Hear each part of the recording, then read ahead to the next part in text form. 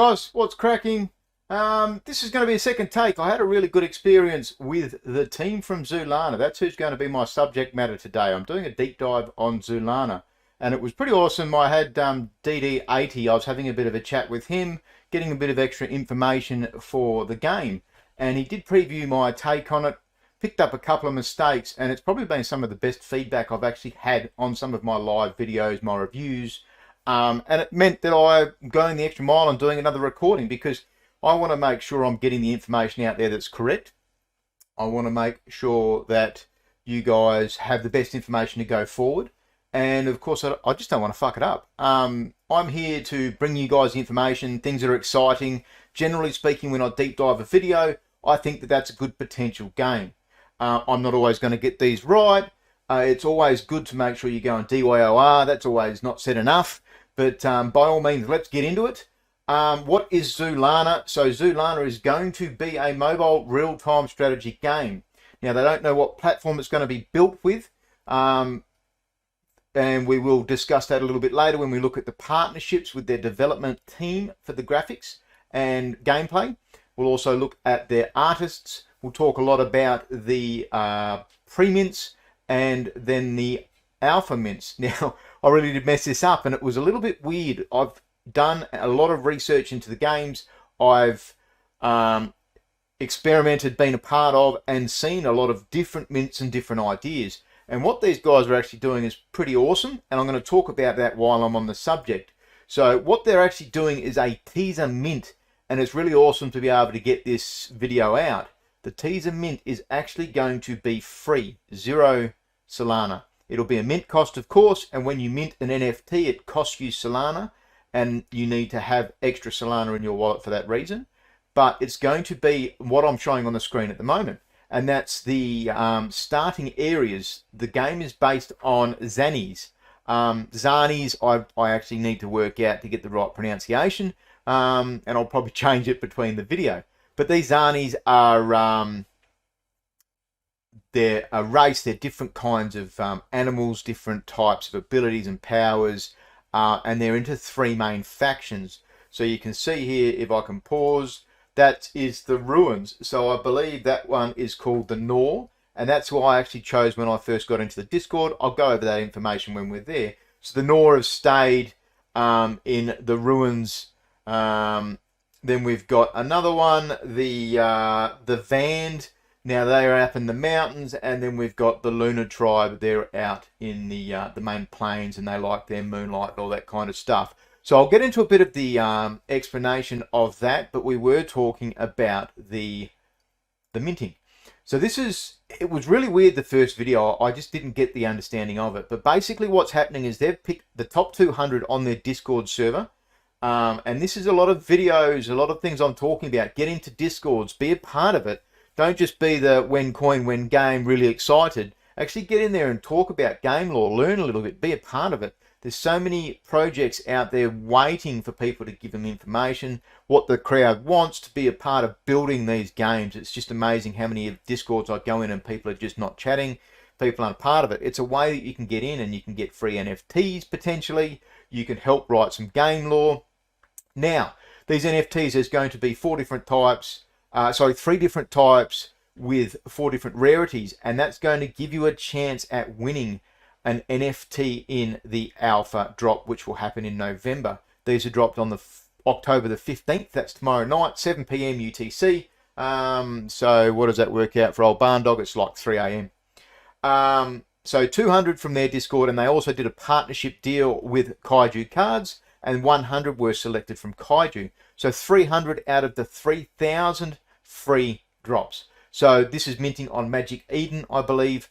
There's an opportunity to go out there and potentially get a NFT. So that's going to give chances to get free NFTs come the alpha release. On the alpha release, we're not aware of what the numbers are or the minting cost. Obviously, games need to produce. They have these costs. They're hiring these teams. You know, these teams aren't free, of course. Teams have to be paid. Devs have to be paid. So they're kind of nutting out what their price and values are going to come in at. And we'll go from there. So let's go through a little bit of the white paper. No, I'm going to stop. Anyone that's seen my videos knows that I'm a bit loopy with some of it. Let's talk a little bit about basics. So you go to their Twitter and you can see they've got 7,000 followers. They've got a good amount of the Solana crowd they're following. So they joined in August 2021. So I like seeing this in the Discords. I like seeing that they're a part of the community. That's super important. I don't know people watching regular videos. You'll see I've got a little bit of a different setup at the moment, so I'm in the process of pimping out my ride. When you join into their Discord, it's super important to have a basic understanding of the game, and that's to do with the fact that they've got those three tribes, the Luna, Nor, and Vand. I personally joined Nor. That was only through very minimal research, so it's good to go and see if you can have a quick look at some of the Medium posts. I don't know how hard that is to change later, and I'm kind of happy I've joined the team that's the underdogs. So we'll go through a little bit of the gameplay once we get through it. That's the basics. They did do a live AMA on the 8th, I believe that might have been. Answers and all of that are in their Discord, and I did feed through a lot of this. I put a couple of questions in just before they did it. I fed through this. I got some of it wrong myself, but there was some really good reading in here. The team is not doxed. They've got a main team of 5, but they plan on doxing. That's a big one. They've got some big crowd members here. You've got DD80, Brick's another big one. And I have chatted with one of their liaisons for the game. So I've heard figures of something like 17 artists. We'll go into a look at Polar Engine, and we'll expand on that a little bit, because Polar Engine's super important.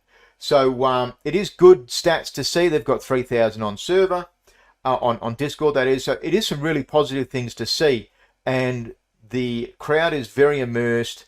They're writing stories. They did do a story contest, and this was really cool. This is one of the ones that, you know, I've seen the Star Atlas one, and that was obviously super huge. The prizes were worked out well before the coin launched at, 20, 30 cents where it is now. It's around the 20, just under, I believe. So, they did a contest. Winners will receive a free Alpha Edition, and 2 runners-up will receive free Teaser Edition NFTs. This is the one I'm talking about that's launching tomorrow night, Friday night. So that's an Alpha Edition. That's actually what the Alpha Edition is going to do, is give you benefits for the entirety of the game. That's going to be free drops throughout the entire period that this game is in production. So the teaser editions are what are dropping Friday night, and I can't actually show the results, but they do have them on Discord, and I've read one of them. I've read one of the articles last night, and I'll probably have a read of a couple more of them tonight. Where's that? Where is that? Obviously, I do a lot of Discords. It's hard seeing things. It is in here. It is in here, I promise. So I liked it. It was an article about, from the perspective of one of the Zanis fighting in the Colosseum versus another Zani. Very gladiator type stuff to it. It was awesome. It put a lot of emotion, and you got a feeling for it. And there was more than 3 prizes given out, I believe. So it was super awesome to see. So what I'm going to do is I'm going to go through a little bit of the white paper, show a bit of this, and hopefully not miss too much. But then I'll also go through my notes at the end to talk about anything I've missed, and obviously talk about partnerships. Some of the partnerships are pretty cool. So it talks about the story here, and what it was the year 2030. The humans are divided into rich and poor, and the rich started experimenting on animals and technology and all of that kind of stuff, and then they set up a kind of Colosseum effect, and they had these animals fighting, confrontations, all that kind of things in the Colosseum. And then, of course, eventually they got smart enough, revolted against the humans, and then took over. So what's cool to see in the storyline is there is kind of I guess a little bit of hinting, is that there's no guarantee that the humans are completely gone from this world. They've basically been eradicated and escaped. So there's gameplay that later on down the track they can bring the humans back. It'll talk about the 3 tribes. So you've got you've got Luna, Nor, and Vand. Luna kind of go out into the plateau, and then I expect they're going to have some kind of nighttime bonus. It talks about how they love the full moon and that kind of thing. They don't like being cooped up in the city. The Nor, they're the guys that are still in the Colosseum ruins and all that kind of stuff in the cities, and you can see some pretty elaborate tall buildings and stuff. So you'd expect they're going to have some kind of bonus on utilizing this technology. And then you've got the Vand, and the Vand genetically engineered, kept working on people, and it was kind of, they were kicked out of the Nor, and they're up secluded in the mountains. So you kind of imagine they'd have some kind of generative effects, not generative is a bad word, engineered effects for their species and all of that kind of stuff. So it'd be interesting to see how they play into the game. So it then goes into a bit of an explanation about some of the game lore and how the tribes are split up into 3 areas. And in the actual gameplay, because there are multiple mediums to read through this, in the gameplay, you're not going to be able to leave your main tribe's areas. It also talks about now how the resources 50 years after the event are a little bit more limited and people are competing for these resources. So once a month they plan on doing a 3-day, what's the war called? It's a 3-day war, I believe they call it. Let me get the name for it properly, that way I'm not muffing it up. The Zoolana Tribal Wars. And then every 2 months they're going to do something which was pretty cool, and it's a 5-day a war between all 3 different groups. So that's going to be pretty amazing, the Zoolana Tribal Wars. And I actually don't know whether they're going to have both sets of wars, so the 3 and the 5-day in 1 month, so 8 days out of the month. It'd be interesting to see on that. Talks about Solana, of course, all the standard shit. Solana's awesome. We love being on Solana, cheap, lots of TPS, all that kind of stuff. We go into here, core gameplay loop. So they're talking about being on a mobile phone access. I don't know how that ties into your computer. Obviously, you should be able to play both. The games are going to be somewhere like 3 to 5 minute loops. They're going to have PvE, they're going to have PvP, but the game hasn't actually started production yet. We'll talk a little bit more about that. It's starting hopefully earlier of schedule, and it does talk about things here. Let's have a bit of a read. Like most games, Zoolana will let you choose a starter character when you join for the first time. These starter Zanis will have no experience points and no leveled up skills. Mint any Zani of your choice from our official website and choose to join a tribe after. Your tribe will decide your starting point and starting attributes inside the game. Territories will be locked, meaning tribes can only stay in their respective territories until we unlock them for the special events. City buildings. Building up in the city would have an important part in the game. There will be buildings like HQ buildings, research labs, smith shops, medical camps, army camps, hero hall that will affect the player's battle power. Leveling up buildings will unlock further runways for you to increase the power of your equipment, heroes, and more. Talks about the resources, then goes into the hero character. This is what your NFT is going to be based around, your main character for your army.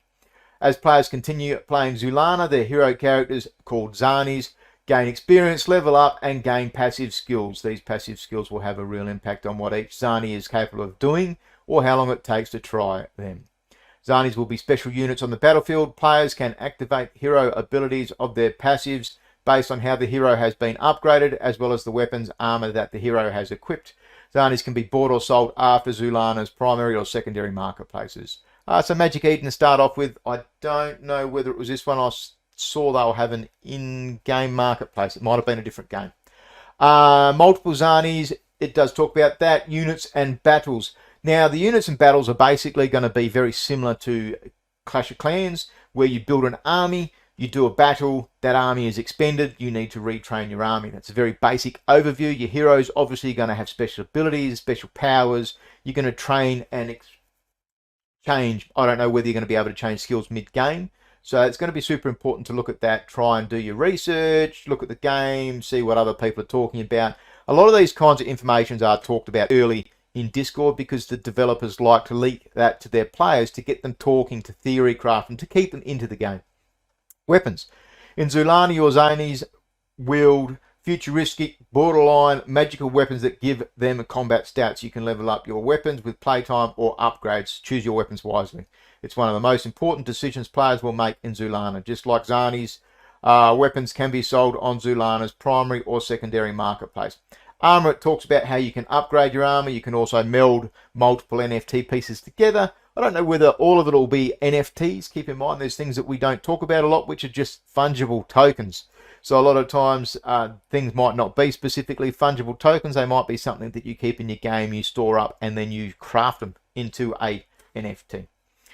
Form your own Zoolana tribes. It does talk a little bit about that. The games are better when it's awesome. It's more important when you're playing with people. You're having fun. You're meeting people. I've been a gamer all my life, and some of the best times I've had have been live events and getting to know personally part of your team. You know, we all have ups and downs in life.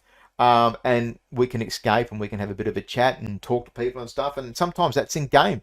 Other times it's just super awesome to play games with people and experiment and see new things as we're coming. This is what blockchain gaming is doing, is that we've got this big burst of all these new games.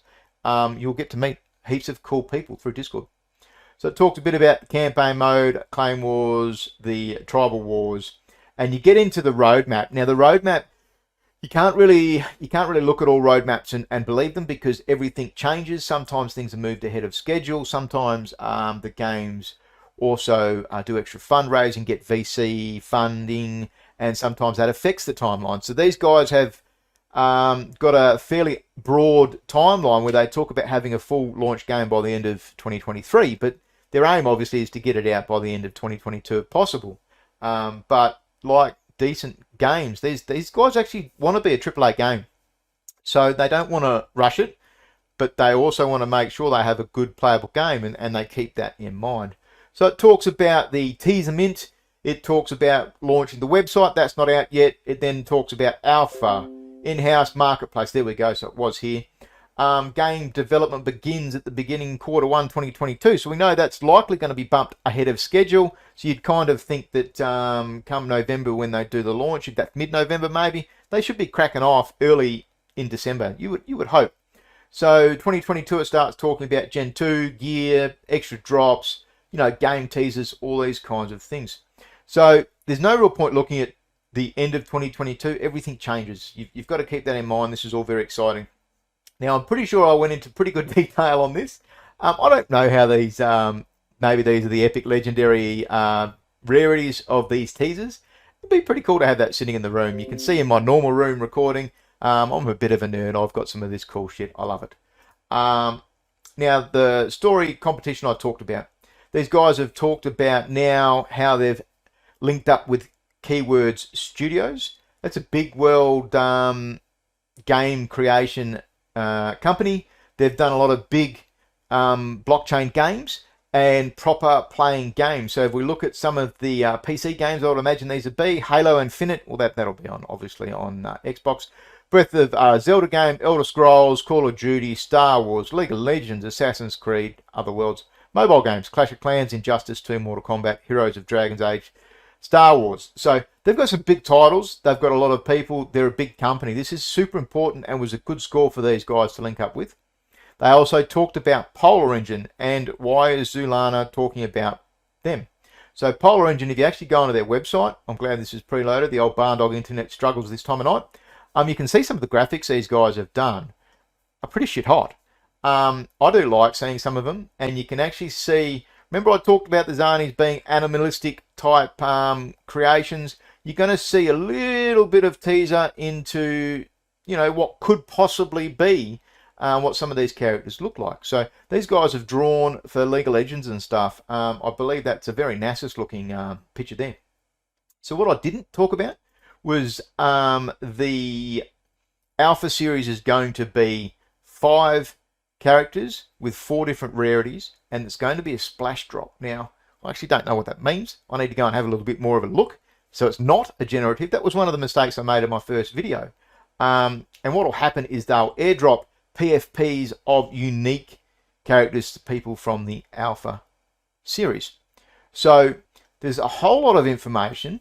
I really hope I've gotten it all, but what I'm going to do is I'll put this in the background. I'll keep this going, and I'll go through my notes. I've talked about the team. I've talked about the teaser edition. I've talked about Alpha. All of that. Oh, no land. Okay, so it's good. I'm glad I've got lists here. I've talked about the gameplay loop. So no land. They're not actually planning on doing a land series to start off with. Any big game looks at selling land off in some kind of eventuality, doing pets. That wasn't discussed that I'm aware of. I mean, these are animal-based characters. They were also slaves at one stage fighting for their lives in the Colosseum. So whether they do an animal series may not be a futuristic part.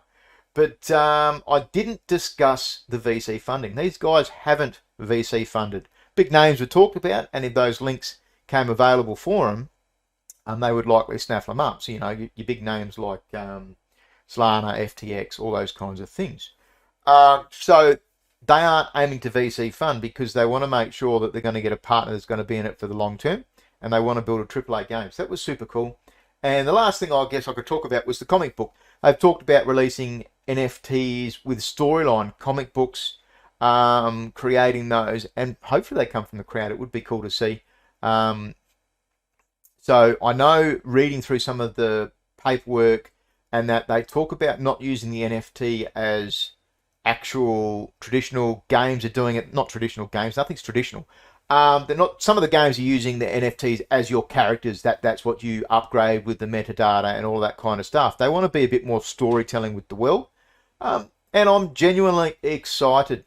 The game team is looking at launching in Singapore, because we should know Singapore is a lot more friendly towards crypto. There are a lot of places coming out of Singapore for that. I know a little bit as an Aussie. It's one of the better places for us to try to get a credit card, for example, linked up through your accounts.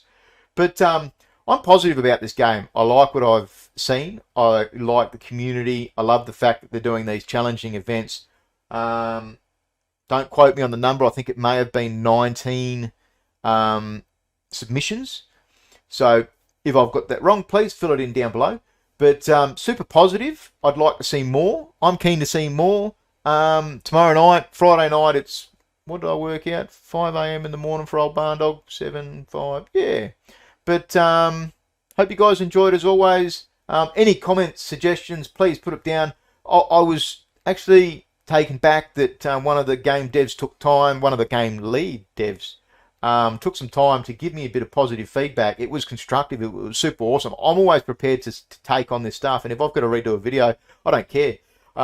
It's one of those things. I'm here for the community. I'm here for the crowd. Dropping these videos out are exciting for me, and I'm excited for the game. So as always, hope you guys enjoyed, and thank you, Mother, for the rabbits.